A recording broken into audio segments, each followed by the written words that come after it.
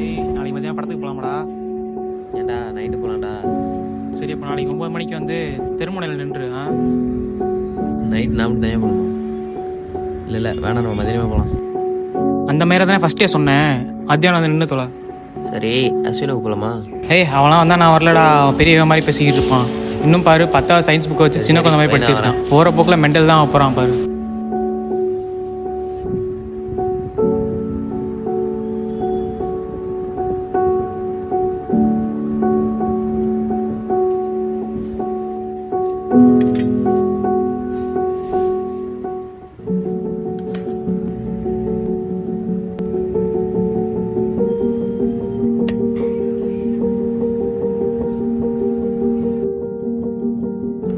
ஏய் நவீனு, எங்க வீட்டுல ஏதோ பேய் இருக்குடா. எங்க வீட்டுல லேம்ப் இருக்குல்லடா, ஆன் பண்ணா 14 புள்ளி அது வருதுடா, ஆஃப் பண்ணா போயிருதுடா. என்னடா சொல்ற? ஆமாண்டா, நீ மணியப்பாக்கு ஃபோன் பண்ண அவ்வளோ சாமியாராச்சே. நீ என்னடா அந்த ஆளு போய் ஃபோன் பண்ண சொல்ற? அது பேய்கின்ற அப்பெல்லாம் எதுவும் இல்லடா. நீ ஒழுங்கா சொல்லு. 14 போட்டுருந்துச்சு. ஆமாண்டா, நீ வாடா அவருக்கு ஃபோன் பண்ணலாம். இல்ல நீ வா, அவன் வீட்டுக்கு போனோம். ஏய் வேணாண்டா. இதை பார்த்தா மாஸ்கோல் மாதிரி இருக்குடா. அப்படின்னா? சார்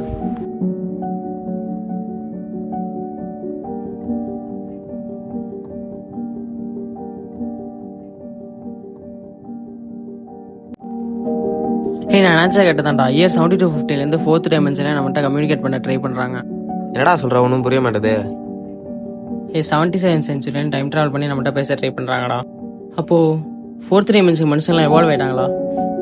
நான் சொல்கிறதா புரியுதாடா? புரியலையே. இப்போ உனக்கு கிளாஸ் வேறு எடுக்கணுமா?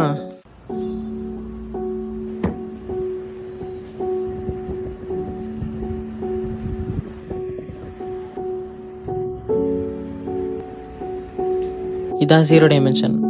என்னடா புள்ளி வச்சுட்டு 0 டைமென்ஷன்ங்கிற? இப்போ இவனை வந்து 0 டைமென்ஷன்ல இருக்க ஒரு ஆளா நினைச்சுக்க. அதே போறா. அவனை கூப்பிடு. டேய் டேய், என்னடா திரும்ப மாட்டான்? அதே தான், அவன் 0 டைமென்ஷன்ல இருக்கான். ஒரு டாட்டுக்குள்ள இருக்க மாதிரி தான். அவனால நவர முடியாது. அதாவது அவன் நவரனா என்னன்னு தெரியாது. என்னடா ஒன்றும் புரிய மாட்டேங்குதுடா. அது போக போக புரியும்.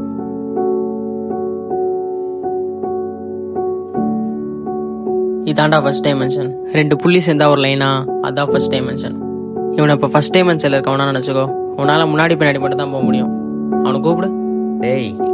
அவன் பார்க்க மாட்டான், ஏன்னா அவனுக்கு லெஃப்ட் ரைட் தெரியாதுன்னா அதை பத்தி அவனுக்கு ஐடியாவே இருக்காது. எக்ஸாம்பிளுக்கு இப்போ அந்த பள்ளி அந்த டியூப்லைட்டை பார்க்குதுன்னா அந்த பள்ளிக்கு அந்த டியூப்லைட் எப்படி எரியுதுன்னு தெரியாது. ஏன் நீ அது எக்ஸ்பிளைன் பண்ணா கூட புரியாது. ஏன்?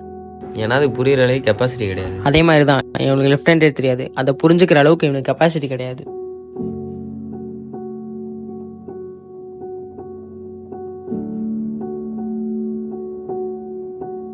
இதான் செகண்ட் டைமென்ஷன். டேய் பேப்பரா என்னைய பார்க்குறான். இப்போ அவனை கூப்பிடு. டேய். அவன் பார்க்க மாட்டான், ஏன்னா அவனுக்கு ஹைட்னா என்னன்னு தெரியாது.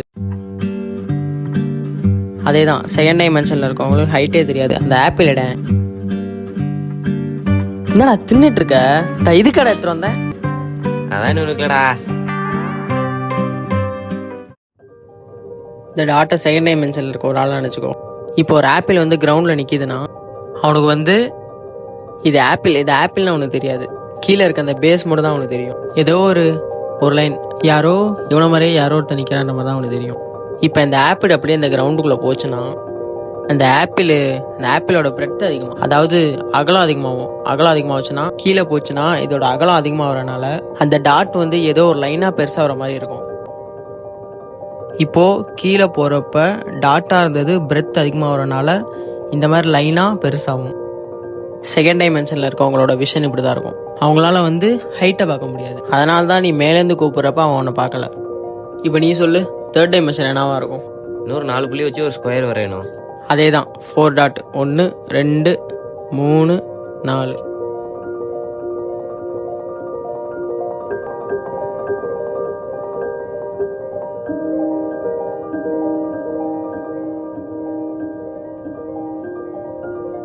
நம்ம இப்போ இந்த 3 டைமென்ஷன்ல தான் இருக்கோம். நம்மளால ஹைட்டை பார்க்க முடியும். ஆனால் நமக்கு அடுத்து இருக்க 4th டைமென்ஷன்ல இருக்கவங்க நமக்கு கடவுள்.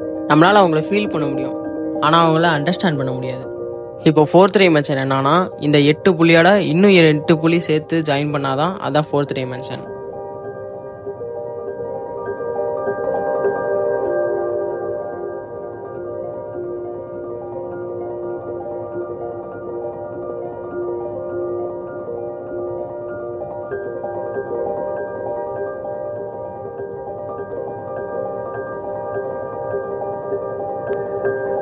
இதுக்கு பேர் தான் டெசராக்ட்.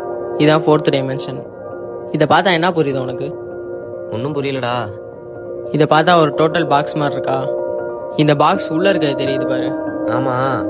அதே தான். இப்போ 4th டைமென்ஷன்ல இருக்கவங்களால இப்போ அந்த பாக்ஸ் இருக்குன்னா பாக்ஸ் உள்ள இருக்கிறதையும் பார்க்க முடியும். நினச்சி பார்க்க முடியுதா? ஆமாடா, யோசிச்சு கூட பார்க்க முடியல. அதே தான், நம்மளால 4th டைமென்ஷன் எப்படி இருக்கும்னு நம்மளால யோசிச்சு கூட பார்க்க முடியாது. நமக்கு அந்த கெப்பாசிட்டியே கிடையாது. நம்மளால அதை பற்றி யோசிக்கவே முடியாது. இதுதான் 4th டைமென்ஷன். சரி, இப்போ 4th டைமென்ஷனில் இருக்கவங்க ஏன் என்கிட்ட கம்யூனிகேட் பண்ணணும்? அதான் எனக்கு ஒன்றும் புரியல. போய் தான் லீடு கிடைக்குதான்னு பார்க்கலாம். என்னடா வேற மாஸ்க் தெரியுது?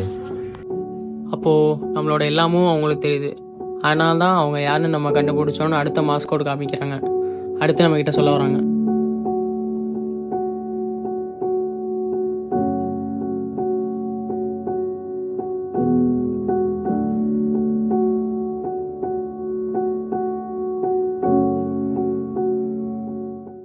என் பேர் அர்ஜுன் 29008. 2908 அப்படின்னா? தெரியல, இருக்கிற எல்லா பேரும் வச்சிருப்பாங்க. அதனால ஐடென்டிட்டிக்காக நம்பர் யூஸ் பண்ணுவாங்க போல. சொல்ல முடியாது, இருக்கலாம். நான் உங்களோட கிரேட் கிராண்ட்சன். கிராண்ட்சன்னா? ஆமாம், கிராண்ட்சன் தான் போட்டிருக்கு. உன்னோட பேரனா? எங்கள் வீட்டில் ரொம்ப கஷ்டம். எனக்கு வேலை இல்லை. மார்ஸில் ஒரு கம்பெனியில் ஜாப் ஆஃபர் வந்திருக்கு. அங்கே போகிறதுக்கு. ஆமாம், மார்ஸ்ன்னு தான் போட்டிருக்கு. மார்ஸ்க்கு போகிறதுக்கு ரொம்ப செலவாகும். எப்படியாச்சும் காசு ரெடி பண்ணி மார்ஸ்க்கு போகலான்றதுக்காக எங்கள் வீடை சேல் பண்ணலான்னு போனால், அதாவது உங்கள் வீடை சேல் பண்ணலான்னு போனால் நிறைய பேர் நாங்களும் ஓனர்னு வந்து நிற்கிறாங்க. இங்கே வந்து எப்படின்னா வந்து ஒரு ப்ராப்பர்ட்டி சேல் பண்ணுறாங்கன்னா இமீடியட்டாக வந்து ஓனரோட பிரெயினுக்கு மெசேஜ் போயிடும். ஆனால் உங்கள் வீடுக்கு மட்டும்தான் நிறையா ஓனர் இருக்காங்க. எப்படின்னு வந்து பார்த்தா, நீங்கள் உங்கள் லைஃப்பில் பண்ண நிறையா தப்பால் இங்கே வந்து நிறைய ஃபேமிலி இருக்காங்க. எங்களுக்கு வந்து எங்கள் வீடு ஏற்கனவே ரொம்ப கஷ்டத்தில் இருக்குது.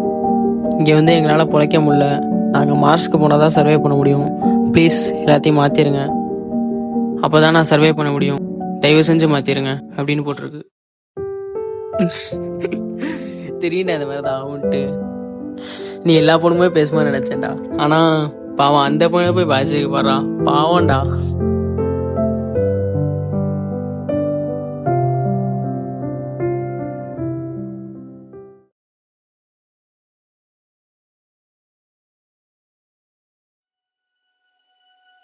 நீங்க என்னடா பண்ற? படத்துக்கு தானே போற, கிளம்புனி.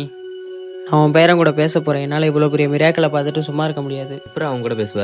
அவங்க தானே நம்ம கூட பேசுனாங்க. நம்ம எப்படி திரும்ப அவங்க கூட பேசுறது?